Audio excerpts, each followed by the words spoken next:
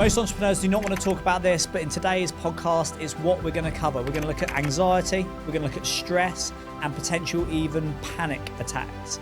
If you've ever been in a situation where you've had an unpleasant experience at work or home, where your workload's been too high, your satisfaction and enjoyment has been too low, and generally you're just not feeling the way that you want, hopefully in this podcast we can give you some tips and tricks to either reduce it or in some cases even remove it from your business and your life. So in today's podcast, we're going to look at the topic of panic attacks, stress and anxiety and how these may affect you and how you may be able to overcome them. Lots of people obviously don't want to talk about this, and it depends what level of your journey you're at, where you are personally in your life and well-being and where you are professionally in the volume of pressure and stress that you put on yourself. And as we go through this podcast, you'll start to understand the different phases of the journey and also my recent conclusions as to why at some stages in the journey it's a lot more detrimental and uncomfortable than it is at others. So this podcast episode is more of a follow-up to the podcast episode that I recorded a few weeks ago called Pull the Cord. Now, when I recorded Pull the Cord, I was in heat of battle, in the peak of championship season, experiencing a lot of things we're going to talk about in this podcast. So overworked, underrested, stressed out, high pressure, and not really enjoying it, but basically burning yourself out. The concept on the last podcast was about pulling the cord. When you spot those signals, I've been doing this for 20 years this year, and every year it's the same story. But you get better at it, you identify the red flags, and then you understand when to pull the cord.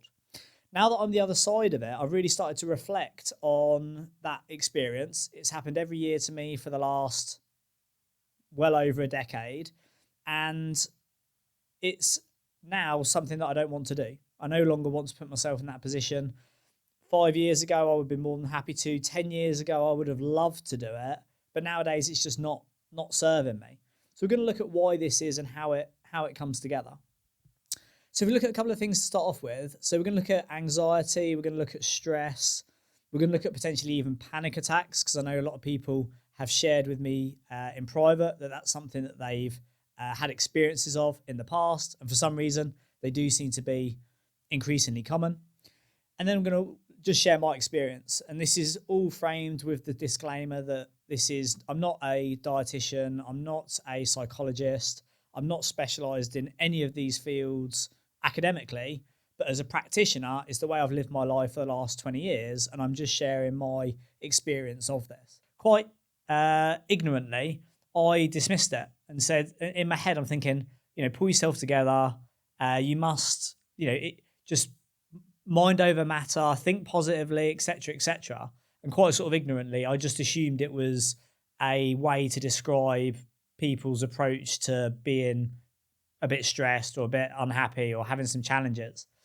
But then in 2019, I did my body transformation. And when I went down to single digit body fat, where your body's literally in survival mode for months and in huge calorie deficits day in, day out, I really actually had an experience of what anxiety was like. Like for the first time in my life, I understood what it felt like. And it wasn't when I was thinking previously, people just need to snap out of it. They need to think positively, etc., etc.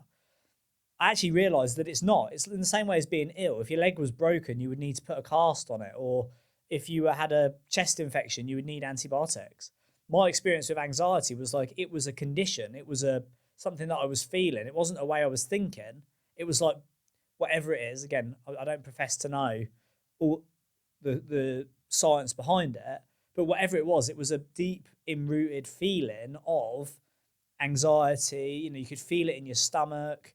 The way your thoughts processed became sort of erratic. And it's like being, for me, having been somebody that's fortunate enough to have had that experience and then come out of it, it's like being ill and then getting better. It's like being intoxicated, being drunk, and then being sober. It's like this completely contrasting experience in my experience. And it wasn't something that I could just switch on or switch off. And I had that in 2019, and I had it for probably 2 years afterwards. And initially it was just the way I lived my life because I was in a deficit. I then had to come out of it, and it was maybe 6 months of weight cutting and then reversing out of a photo shoot. But then after that, it became part of my sort of life. And I'd noticed that some days I would have anxiety. I would wake up and just feel anxious. And other days I would be absolutely fine and I wouldn't feel it at all. And what I wanted to do is then I had to control it. So now, I suppose this is some of the value for this podcast is how do you actually learn to control it? Because it is something you live with. It's something that I still get. It's something that I experienced over the last 3 months when I was under significant pressure. And it's like, right, well, what is happening and how do I deal with it? So from the experience that I had, there was a few things that I did that made it better. So one thing without a doubt was the volume of stress on my life and my body at the time. I was in a period of my life that was very challenging. I had it was my level up year. So I literally was breaking records, buying companies, doing 7-figure developments. It was full heat of battle. Plus I was cutting weight, plus I was in a deficit, plus I had a low body fat, plus I was exercising a fair amount. So the volume of stress physically, mentally, emotionally was very high. And then what I realized as I came out of it was as I increased my body fat and also reduced my stress levels, that definitely had a huge impact. Now, the only reason I'm saying increased body fat is because for me personally, I was in single digit body fat and that was too low. And plus the volume of stress that created on my body was very high.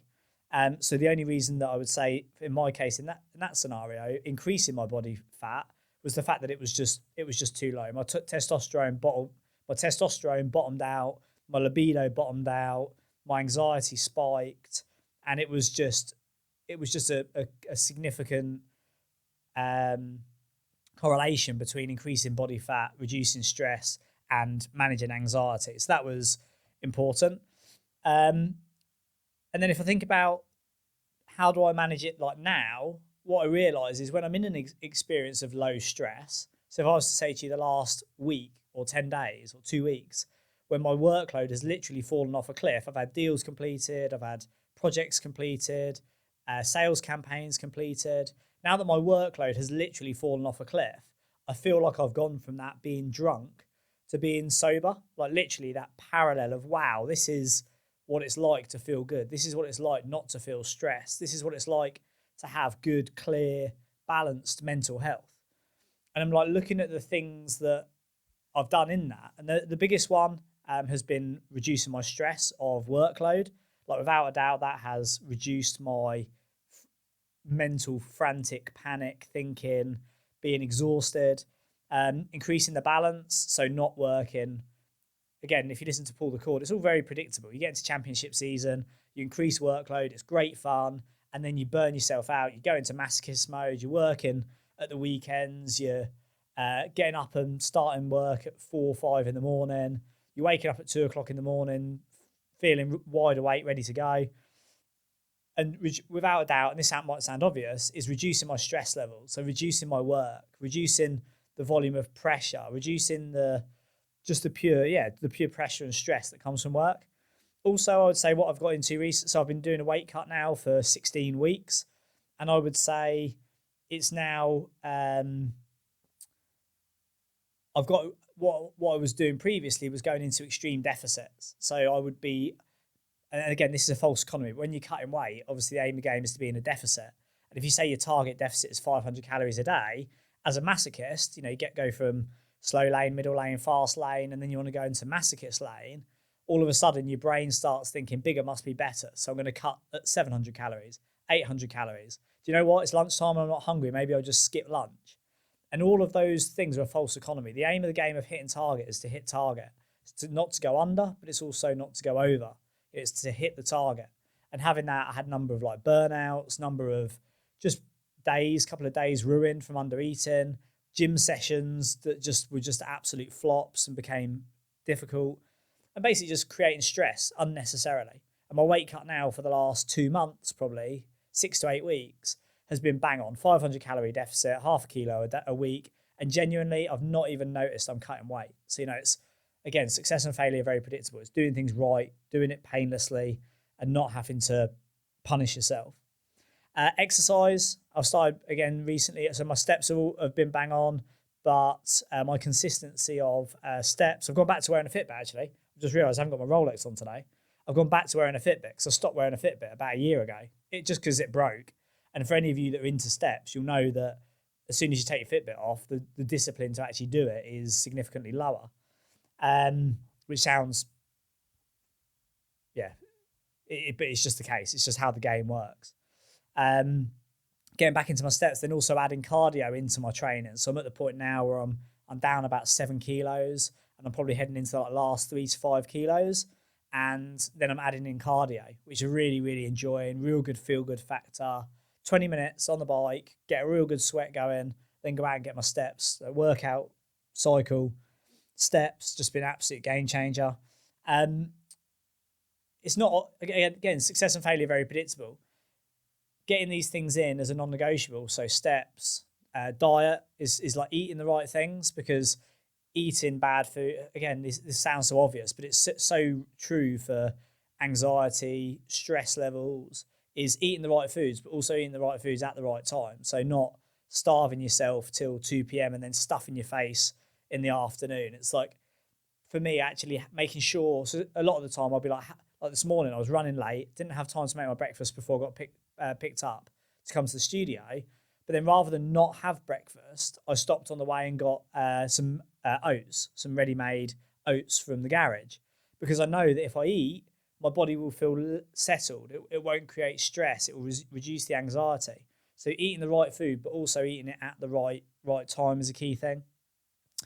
One of the things I found out, and I did a video for some of our VIP podcast groups recently about getting your health check. I actually got my Blue Crest. I got the full. You can pay for. You can have your health check once a year at your company accounts, and I had mine done a couple of weeks ago and got my results today. Everything's looking pretty good. But one of the things that came up a couple of years ago was that I had a magnesium deficiency, and credit and shout out to Kevin Edge on this one, who's one of our fellow board members, longest standing board members. He recommended to me actually for sleep. So when I'm cutting weight, my sleep could be poor. When I'm stressed, my sleep could be poor. I'm a pretty poor sleeper anyway. I go to bed between 8 and 9, very rarely later than 9. But then I'll wake up at 2 a.m., 3 a.m, or when I'm running really well, 4 a.m, and I'll get maybe 6 or 7 solid hours.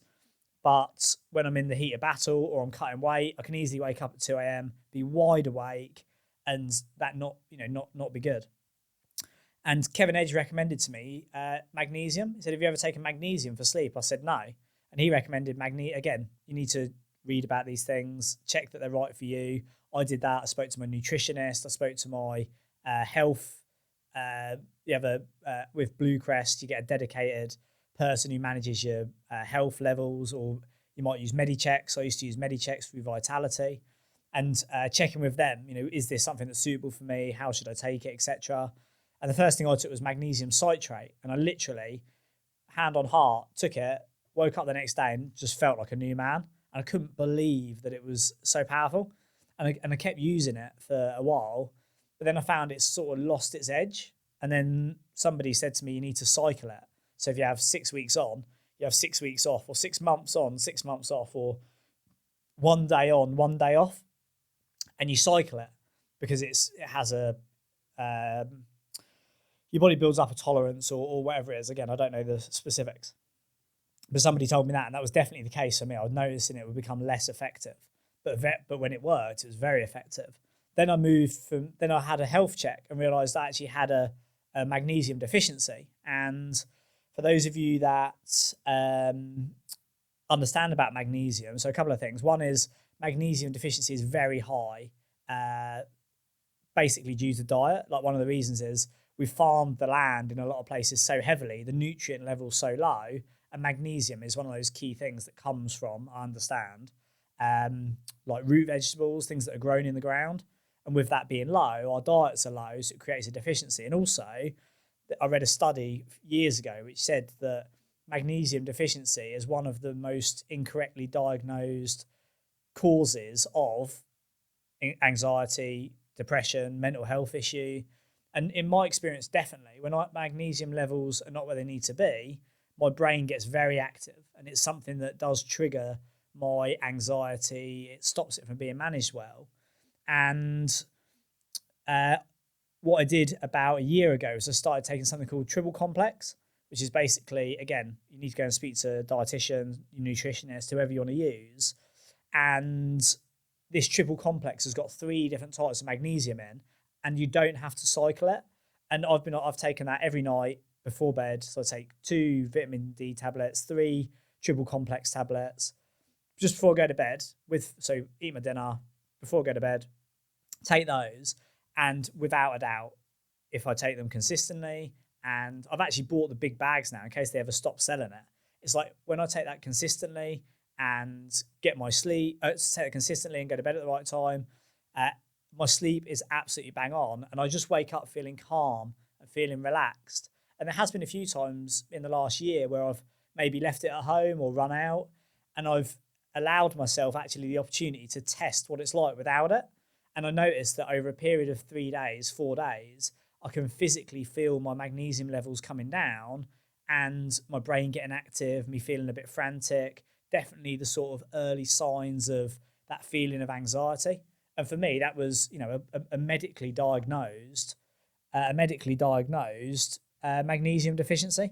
So that's just something to consider. If it's not something you've already done, get your health check done, check your levels, maybe try magnesium on the advice of somebody for sleeping. And they're basically the things that I've done to manage it. And I would just say it's part of my life. I don't know what happened in 2019 to trigger it, whether it was the weight cut or it was the volume of stress, but I definitely did something, and it's just there. But if I exercise well and I eat well and I sleep well and I take my supplements and I keep my stress levels low, genuinely it is well managed, and it works for me. I feel good, but it's something I work on every single day. I get my steps in. I go to the gym 4 times a week. I do my cardio. I drink my water. I eat the right meals. I do all of these things.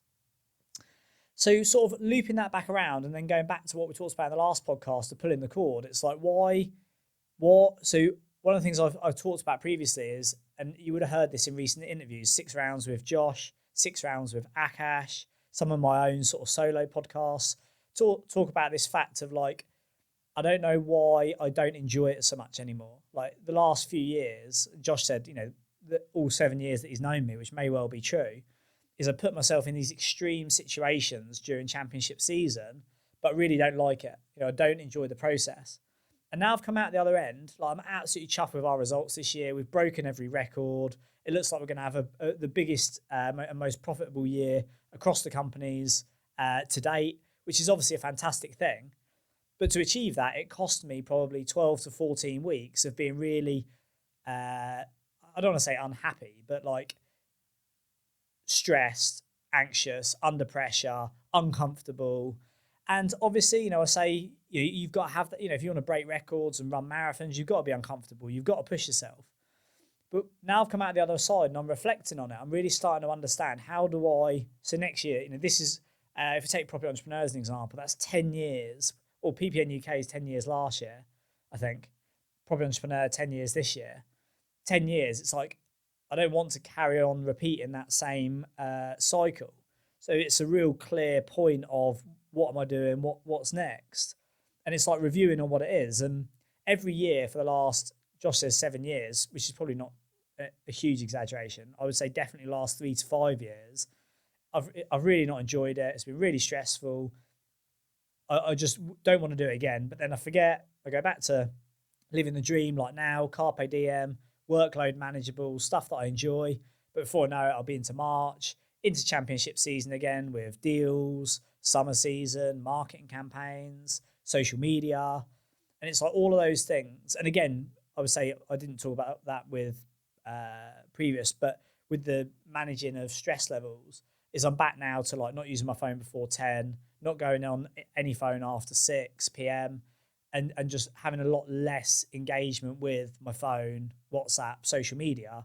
And without a doubt, all of that noise definitely reduces the stress. But in the heat of battle, you've got to do it. You're messaging all day, you've got work to do, you've got people chasing you for deadlines, you're chasing other people for deadlines. It's like, there's stuff going on. So when I'm thinking about when I started in business, I absolutely loved this. I loved the challenge. I loved the uncomfortable. I loved to push myself, break myself to burnout. I would get ulcers in my mouth and stars in my eye. But I would be like, yeah, I'm happy to do this, because it was part of the journey, and actually I wore it as a bit of badge of pride that I could put myself in such an uncomfortable position to achieve great things. Naval Ravikant says desire, which is the desire to achieve anything, the desire to have something. Desire is an agreement with yourself to be uncomfortable and unhappy until you achieve it. So you want to achieve anything, it's an agreement with yourself to be uncomfortable and unhappy. And the reality is, when you want that thing so badly, that is why you do it. And that was me for 15 years, 20 years, 15 years probably. I just wanted to be successful. I wanted to be financially independent. I wanted to have the awards, the big companies, the multi-million pound deals. I wanted all that stuff. So the idea of being uncomfortable or experiencing pain to achieve it didn't even bother me. I was quite happy to do that, to make that commitment because I wanted it. I think the challenge in recent years is I've applied the same discipline and execution and process to delivering results in certain capacities, but they're not, I don't want the outcome like I used to. So let's say it's whatever it is, making 100 grand or making £1,000,000 in a week or a month, whatever it is. Now, because I don't want to do it, actually I begrudge the process of feeling stressed and uncomfortable because I don't want the outcome. And I suppose this is loops back on one of the things I've shared previously, where it's like there's three options and two of them are cool. Like one of them is you say you're going to do something and you do it. That's absolutely cool. The second is you say you're not going to do something and you don't do it. That's cool. You say you're not going to take on the challenge, you're not going to run a marathon, you're not going to lose weight, and then you don't do it. That's cool. Fair play, happy days. The third is you say you're going to do something, but then you don't do it. It makes you look like crap. It makes you feel like crap. That's not cool. Nobody wants to do that. And I suppose running that over the same scenario, it's the similar experience where forcing yourself to do something you don't want to do is going to be uncomfortable. I was chatting to my life coach about it, and she was saying the problem is you try not to get hit in the face. Like what you're trying to do is you're trying not to get hit in the face. You're up for you're in a fight, and what you're saying is you don't like getting punched in the face anymore. Whereas in the younger days, you didn't care. Punch me as hard as you can. I'm ready for it. I'll take it on. She's like, you don't want to get punched in the face, yet you still get in the ring. She's like, the problem is not trying to not get punched in the face. The problem is don't get in the ring. And I suppose this is like where it's all become real clear for me now, and where Akash has shared it, Josh has talked about it, I've thought about it and made the same mistake year in, year out. It's like, actually, it's not that I don't want to get punched. The issue is I'm getting in the ring and being surprised that I'm getting punched in the face. In order to sort it out, I need to not duck the punches. I need to actually just not get in the ring. And having sort of completed another championship season and experienced burnout and been really uncomfortable, and now having this reflection, like I'm sick of hearing myself say, oh, I'm not doing this again next year, etc., etc. But now it's like raising the stakes, sharing it with people, having conversations, sharing it with you on the podcast is I don't want to go through. I'm not. It's basically I just don't want to be doing that again. I don't want to put myself in that position again. And for the last 3 years, one of the big level ups I've been looking at is moving into this next level of whatever it is you want to call it: wealth creation, entrepreneurship, business. And for me, over the last few years, I've rapidly got rid of my executive roles. So I've only got now maybe 5 employees, and then all of my companies are small. They're leveraged. They're run by other people. So my executive responsibilities are very low. But what I have done is I've increased my non-executive responsibilities. So I sit on a number of boards. I invest in a number of companies that I have nothing to do with. And actually, when I'm in that space, I'm a lot more efficient. I'm a lot more effective. I'm a lot more engaged. I enjoy it. And I think I've got to a point in my life where, without a doubt, I know I'm at the position in my life where I know what needs to be done in my business and other people's business better than I ever have in my life. Like I'm in the best position ever to be able to advise other people on the decisions that need to be made to achieve success in whatever field that is. But equally, I'm at a bit of a, I don't know if juxtaposition is the right word, or like conflicting point where I know that, I know I'm in the best position to know what needs to be done, but I'm in the worst position to do it myself. I don't have the enthusiasm. I don't have the drive. I don't want more money. And it's like, that's that's the whole thing about it's knowing how to do things is one thing. Actually doing it is a complete other. And I think it's like my value now is in the blueprint. You could listen to all 150 podcasts and you would know probably half of our blueprints. You got to take the blueprints and the execution, and then obviously have the experience, savvy to be able to adjust those blueprints where required to apply them in the right place at the right time with the right team. So then it's like going into next year, it's like, right, well, how do I avoid putting myself in a stressful position, avoid triggering that 12 weeks of stress, pressure, anxiety? And I was going to talk about panic attacks. I forgot about panic attacks. I'll come back to that in a minute. In fact, no, I'll talk about it now quickly. A number of people have come up to me recently, male and female, and this is definitely like a good indication of looping back on what I talked about earlier, in the fact that my experience was primarily with women talking about these sort of things, whereas now I'm seeing more and more men talking about these things, experiencing it. You got the likes of like Stephen Bartlett, who's quite clearly exploring that space with other people, and it's like it's becoming more talked about, for want of a better word. But panic attack, I've only actually had one panic attack, and this was last year, and it was absolutely horrendous. I actually thought I was going to die. It was literally like this time last year. For anyone who's had a panic attack, they'll know, because I didn't realise it was a panic attack till about a month later. Somebody said, "Oh, you had a panic attack. Did you experience this?" And I was like, "That's exactly what I experienced." And I googled it, and I actually had a caffeine-induced panic attack. And for those of you that have experienced it, it's absolutely horrendous. Equally, I would say the good thing is, similar to what I've talked about here, in my experience, there's ways to manage it and ways to avoid it. Basically, to cut a long story short, I was extremely burnt out. Like, I'd already missed 2 opportunities to pull the cord. I was about to hit the deck at the bottom of the hole, and we had our 10-year anniversary party to celebrate 10 years with PPN UK, I think it was. Yeah, it was, definitely was. And I was already burnt out, went to the party, drank a load of beer. We then, I think it finished at midnight, and then we ended up having a load of people come back to my house. We got the decks out. It ended up being a real late night, early morning party, 10-year anniversary party. But then because everyone had come back to my house, the next day I had to drive everybody back to their respective homes, which was like a good 2.5, 3 hour round trip of going out and dropping people off. And in the morning, I didn't have anything to eat, and obviously I was like pretty jaded from a late night, but I hadn't eaten. I don't think I ate the day before either, for some reason. Like maybe I missed dinner. I didn't have any dinner at the event or something. But I remember I didn't eat properly the day before. I didn't eat in the morning. I left at 9 o'clock thinking I'd be back in a couple of hours. It gets like 1 p.m. I'm driving home, and I'm tired. I'm burnt out. I'm hungover, and I'm like starting to flag, starting to actually feel tired. So I pulled in the service station and got a can of Monster Energy, whatever the ginger beer Monster Energy, so an energy drink basically. But Monster cans are huge, right? They're absolutely ginormous. And I drank it, and I was about an hour away from home. Drank it, drove home, and I got home and I could feel my heart starting to race, like starting to beat really fast. And I had an Apple Watch at the time, and I looked at it, and it said like 80 beats per minute, 85 beats per minute, 90 beats per minute. And I was walking around the house, like trying to like slow it down, trying to breathe, and it was just getting faster and faster. 95 beats per minute, 100 beats per minute. And I was like, oh my God. And I like took my shoes off, walked upstairs, trying to get some fresh air.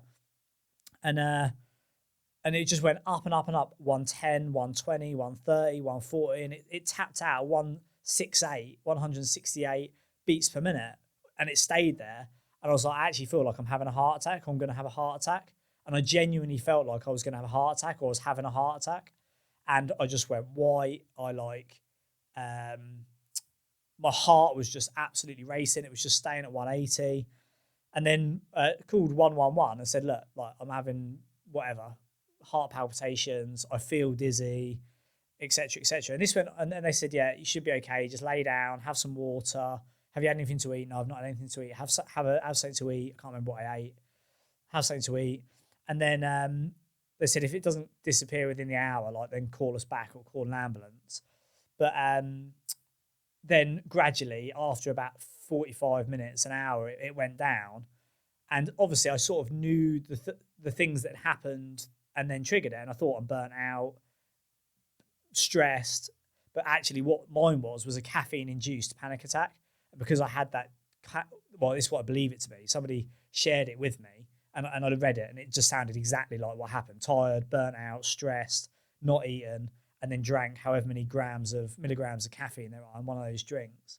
And it just threw me right off. So that was my experience of it. And those of you that have it, I honestly, that's the only time I've ever had it. Touch wood, it was a one-off, but it was absolutely horrendous. I genuinely felt like I was going to die. And since then, the amount of people who've shared with me that they've had them or have them frequently on an annual or even more frequent basis, definitely feel for you on that one. And these tips and tricks I've shared here should help you with that. Closing sentiments to sort of move myself into the next level is I've now done the executive role so many times. It's not something that I need to do. It's not something that I enjoy doing. And actually watching the women's Euros a couple of years ago and then the World Cup this year, it reminds me like my whole value now is in being the coach, not the captain. I don't need to be on the pitch. I don't need to be in the office. I don't need to be rolling my sleeves up and in the line of battle with everyone. But I have got a lot of value to add, and I do know the answers to the questions, and I do know what those people who've got that ambition, energy, and drive need to do in order to do it.